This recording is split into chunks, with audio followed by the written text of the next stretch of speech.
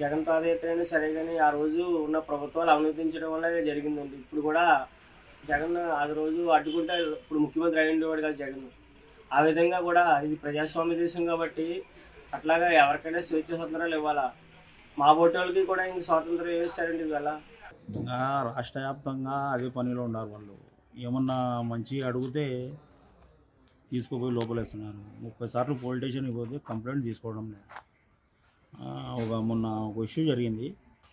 అన్నీ రైల్లో ఉండి తాలూకా స్టేషన్లో ఒక 30 సార్లు తిరిగినాము.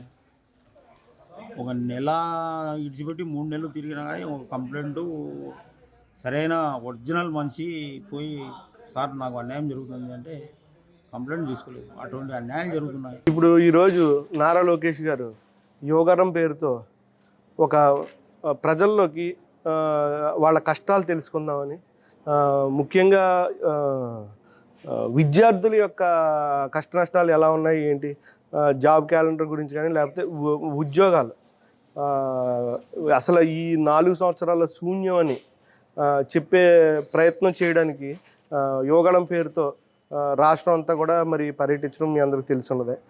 దాన్ని ఏ విధంగానైనా సరే ప్రజల్లోకి వెళ్తే అన్ని నిజాలు బయటకు వస్తాయి.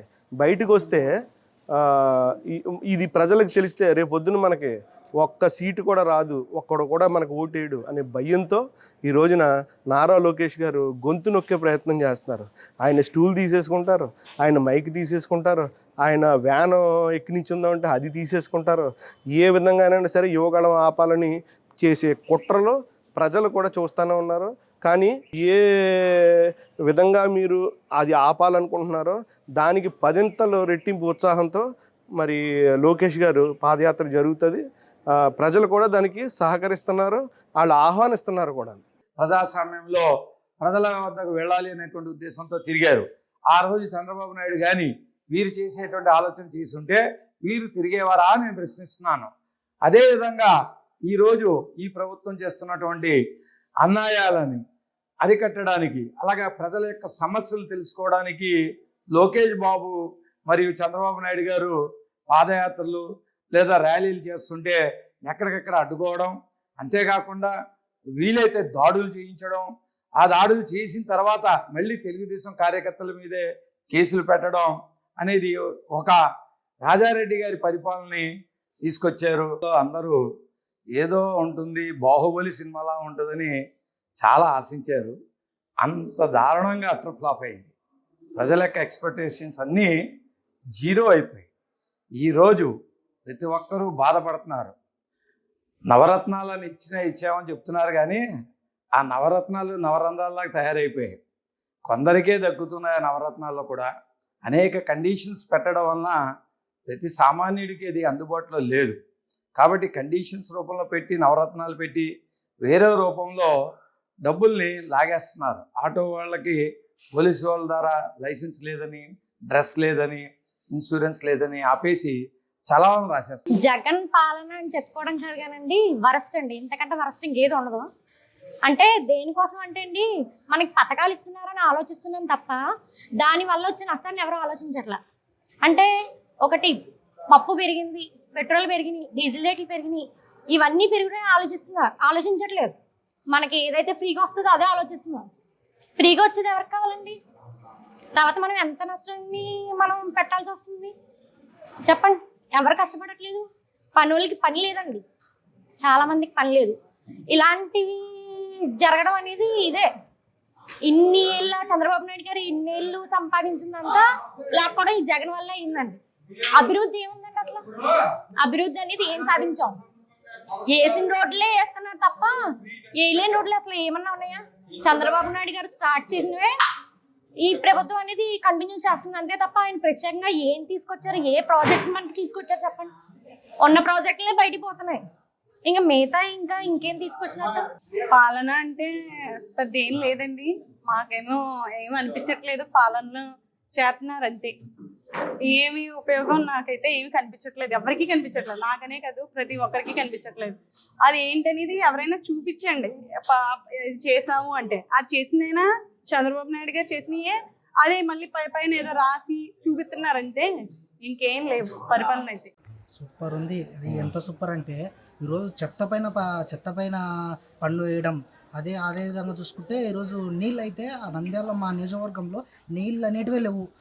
ఏదో నీళ్ళ గురించి మాట్లాడమంటే గొర్రెలు బర్రెలు అంటారే తప్ప నీళ్ళు మనకు తెప్పించే పరిస్థితి అయితే లేదు. ఇది చాలా ఘోరంగా ఉంది.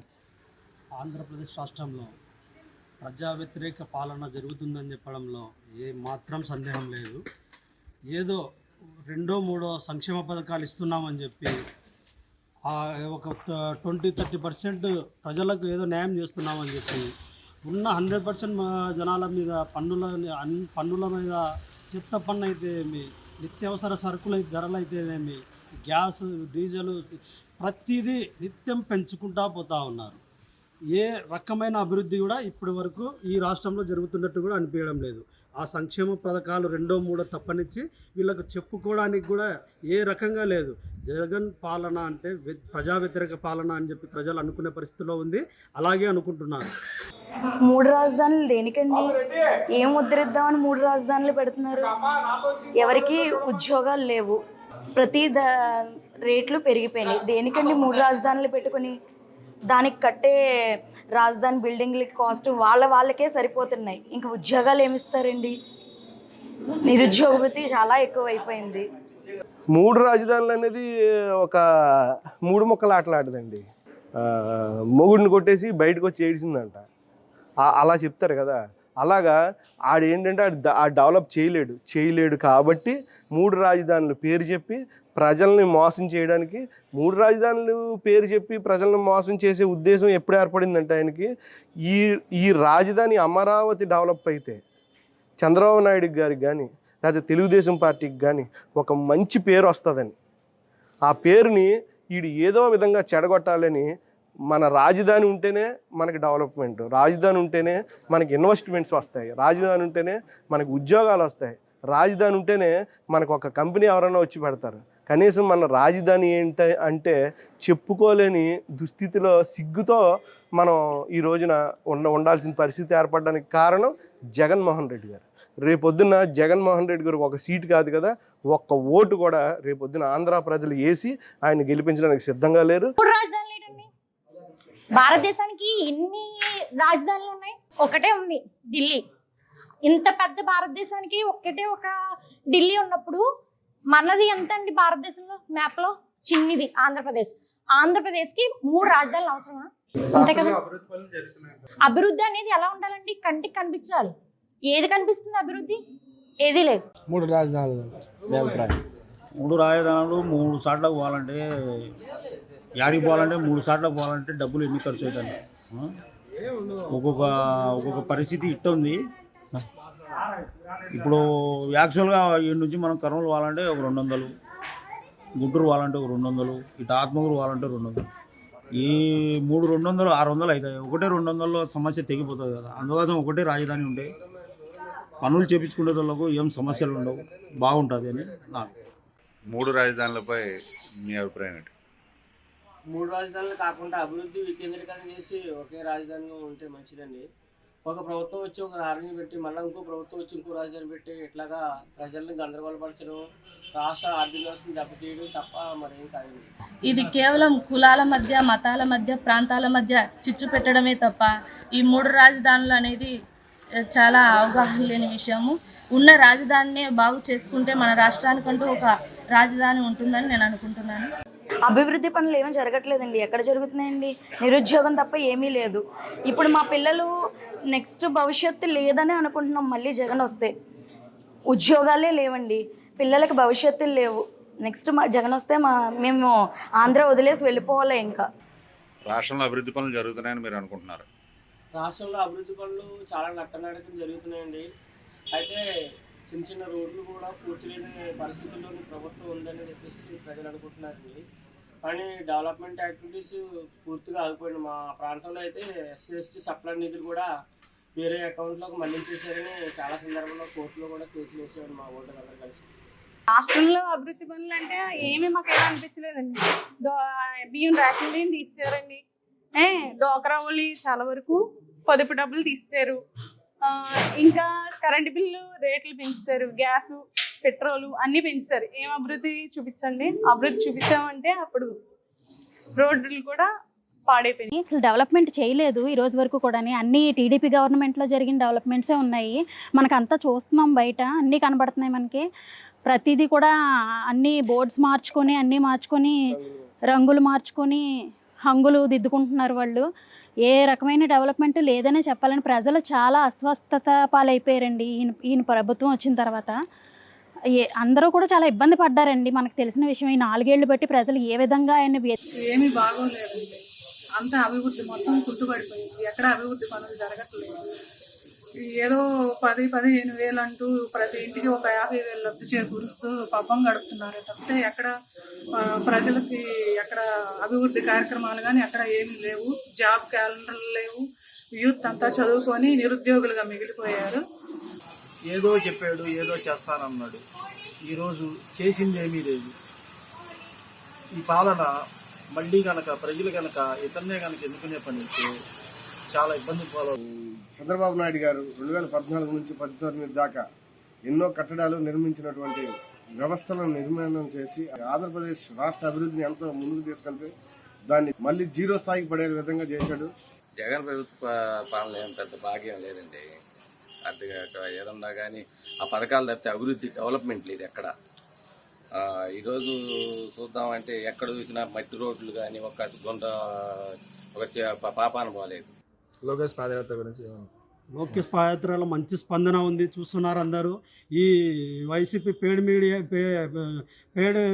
మీడియా వాళ్ళు ఎంత ఏదేదో ఏది చేసినా కూడా జనాలు నమ్మే పరిస్థితులు లేరు. ఈరోజు వేల కొద్ది జనాలు ఆ పాదయాత్రకు సంఘీభావంగా పోతున్నారు. ఇప్పుడు ప్రజా సమస్యలన్నీ ఆయన తెలుసుకుంటున్నారు. ఎక్కడ మనం ఇంత ముందు చేయలేకపోయినాము, ఈ గవర్నమెంట్ ఇప్పుడు జగన్ రెడ్డి వచ్చిన తర్వాత ఎక్కడ న్యాయం జరుగుతూ ఉంది ప్రజలకు, మేము అధికారంలోకి వచ్చిన తర్వాత ఏ రకంగా న్యాయం చేయాలని చెప్పి ఖచ్చితంగా ఇప్పుడు లోకేష్ గారు ఖచ్చితంగా చూసుకుంటూ పోతా ఉన్నారు. ప్రభుత్వం వచ్చిన తర్వాత ప్రజలకు న్యాయం చేకూరేలా చేయడానికి ఈ యువగలం అనేది ఖచ్చితంగా దోహదపడుతుందని చెప్పి తెలియజేస్తుంది. యువగలం అండి, ఆ యువగలాన్ని చూసి అందరూ భయపడిపోతున్నారు. ఈ యోగాలం ఇంకా ముందుకు సాగిపోయి బాగా ప్రజల్లో మంచి స్పందన వచ్చి రాబోయే ఎలక్షన్లో చంద్రబాబు నాయుడు గారికి ఓట్లేసి అత్యధిక మెజార్టీతో టీడీపీని గెలిపించాలని కోరుకుంటున్నాను. పాదయాత్ర ఫస్ట్ అందరూ పప్పు పాదయాత్ర మొదలు పెట్టాడు, అది చేస్తున్నాడు ఇది చేస్తాడు నడవలేడు అని చెప్పి హేళన చేసినటువంటి నోళ్లే ఈ రోజు రాష్ట్రంలో ఒక నాయకుడు కొత్త యువరక్తాన్ని నాయకుడు ఎలా ఉంటాడనే దానికి నిదర్శనం. లోకేష్ పాదయాత్రపై మీ అభిప్రాయం? చాలా బాగుందండి. జనం అందరూ బ్రహ్మరథం పడుతున్నారు. ఈ పాదయాత్ర ఇలానే జరగాలని చెప్పి కోరుకుంటున్నాం. ఆయన కష్టైశ్వర్యాలు భాగ్యాలు ప్రసాదించాలని భగవంతుని కోరుకుంటున్నాం. లోకేష్ పాదయాత్రను ప్రభుత్వం అడ్డుకోవడంపై మీ నిర్ణయం ఏమిటి? వాళ్ళు చేస్తున్న అవినీతి, ఈ అక్రమాలకు ఎదురు తిరగటం వల్ల అతని పాదయాత్ర అడ్డంకులు సృష్టిస్తూ ఉన్నారు. పాదయాత్ర జరగకుండా అడ్డంకులు పెడుతున్నారు. లోకేష్ పాదయాత్ర ఈరోజు బ్రహ్మాండంగా జరుగుతుందని చెప్పి మేము న్యూస్లో పేపర్లలో చూస్తున్నాము. మా అభిప్రాయం కూడా లోకేష్ లాంటి యువ నాయకుడు ప్రజల కష్టాలను తెలుసుకోవడం చాలా బాగా మంచి పరిణామం. ఆయన కూడా అనుభవం వస్తుందని మేము ఆశిస్తున్నాం. లోకేష్ పాదయాత్ర యుగాలం పేరిట రాష్ట్రంలో ఈరోజు ఆయన ప్రజల మధ్యన ప్రజల సమస్యలు తెలుసుకుంటూ అధికార ప్రేక్షణ చేస్తున్నటువంటి అరాచకాలను ప్రజల ద్వారా తెలుసుకుంటూ ప్రజలకు సమాధానాలు చెప్పుకుంటూ ఆయన పాదయాత్ర చేయడం చాలా సంతోషం. ప్రజల్లో కూడా చైతన్యం వచ్చింది. ప్రజల్లో కూడా ఈ యొక్క ప్రభుత్వము చేస్తున్నటువంటి అరాచకాలను తెలుసుకోగలిగి వాటిని ప్రజలకు మళ్ళా ఆయన రేపు ప్రభుత్వం వస్తే ప్రజలకు సంక్షేమ పథకాలు కానీ మంచి కార్యక్రమాలు అన్నీ చేసేదానికి ఆయన చాలా ఉపయోగపడుతుంది. ఆయన పాదయాత్ర వల్ల ఈరోజు ఈ రాష్ట్రంలో అన్ని రంగాల ప్రజలు, బడుగు బలహీన వర్గాలు అందరినీ కూడా దగ్గరగా కలుస్తూ వారి యొక్క ఇతిబాధలు అన్నిటి కూడా తెలుసుకోవడము ఆయనకి రాజకీయ పరంగా కానీ అనుభవపరంగా కానీ రాబోయే కాలంలో ఆయనకి చాలా ఉపయోగపడుతుంది. ఈ రాష్ట్రంలో చంద్రబాబు నాయుడు గారి తర్వాత లోకేష్ ఇటువంటి కార్యక్రమం చేపట్టడం చాలా సంతోషం. రాష్ట్ర ప్రజలు కూడా హర్షిస్తున్నారు. ఈరోజు తెలుగుదేశం పార్టీ ఈరోజు యువగలం పేరిట పాదయాత్ర వల్ల చాలా డెవలప్ అయి ప్రజల్లో కూడా చైతన్యం వచ్చి ఈ ప్రభుత్వం మీద తిరగబడి ప్రజలు స్వచ్ఛందంగా కొన్ని వేలాది మంది ఆయన యువగలానికి సంఘీభావం తెలుపుతున్నారు. కాబట్టి ఇది చాలా శుభప్రదం, మంచి కార్యక్రమం.